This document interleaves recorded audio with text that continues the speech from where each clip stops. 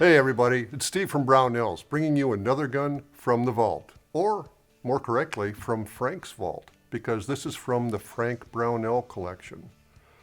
Frank was a big collector in guns. He collected a few to use, but most of his pieces were collected as works of art, and this is an excellent example of that. For those of you that are unfamiliar with this format, this is a 98 Mauser. Started out as a military action. The stock and the metalwork were done by Jerry Fisher, the famous gunsmith from Montana. Jerry's no longer with us either, but his legacy lives on. If you grew up back in the 60s, 70s, 80s, and you looked at the Gun Digest every year, you'd see one or two of Jerry's rifles highlighted in that publication. So before we get into too much detail on this, just take a look at the gun as a whole piece. This is a bolt action 308. The proportions on it are excellent. The stock is not too big, it's not too small. It's exactly the right size. The checkering is flawless. You've got a soldered on sling swivel here, soldered on front sight, soldered on rear express sight. The express sight goes from 100 yards to 300 yards. Just flip this up, see if I can flip it up there. Be a great plains game rifle, wouldn't it? These custom scope mounts are quick detach. So I don't see a backup sight on there other than the expresses. So if your scope went down, you'd be all right. It's got let me turn this around very carefully. It's got a 3-position safety on it right here. And a releasable floor plate. It's got the release button right in the trigger guard, just like a custom gun should have. But that's not the true beauty of the gun. It's very functional, don't get me wrong. But when you get to looking at the details, as we will now, you'll see that, well, hundreds and hundreds of hours went into this gun. Let's start with the easiest one. There's a knight on the floor plate. And that's from the Wagner opera Lohengrin.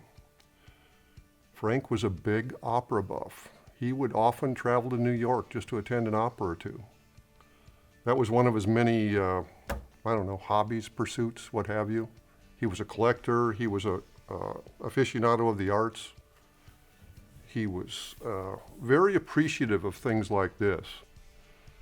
But he was really a regular patron of Jerry Fisher because Jerry had a way of making everything look perfect. The proportions, the tasteful additions. Now, the other part of this gun is the ornamentation, the engraving, the inlays.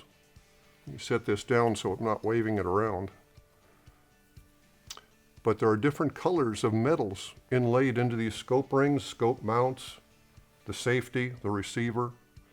That's a lot of work for an engraver. The engraver was Brian Powley, famous engraver also. He worked with Jerry on a lot of projects. I should turn this around and show you this bolt handle because that's something special too.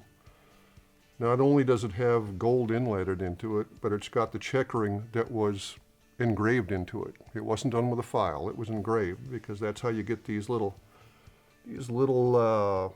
gold inlays in here without having them in the actual checkering. It's amazing. It's got a wraparound checkering on the rear, goes all the way over the top, and on the fore end, all the way around. Perfect point checkering, not fill in. This end cap here, I'm not sure what kind of wood that is, but if you look, he took the trouble to put the little point in there, which is probably a couple hours of work, easily.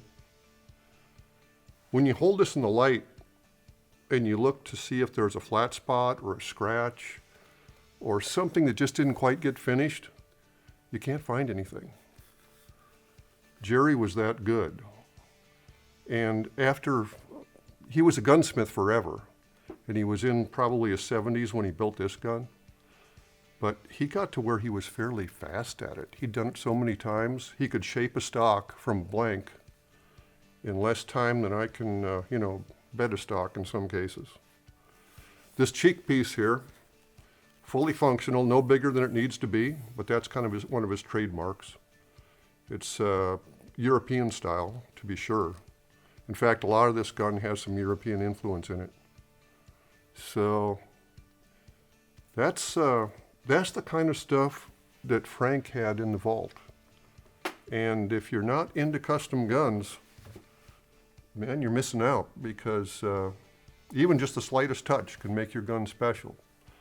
So that's all I've got for today. We're going to go back into Frank's vault and look around. Maybe we'll find something else for you to look at as well. In the meantime, if you have a comment, leave it below. Thanks for watching, and we'll see you next time when we bring you another gun from the vault.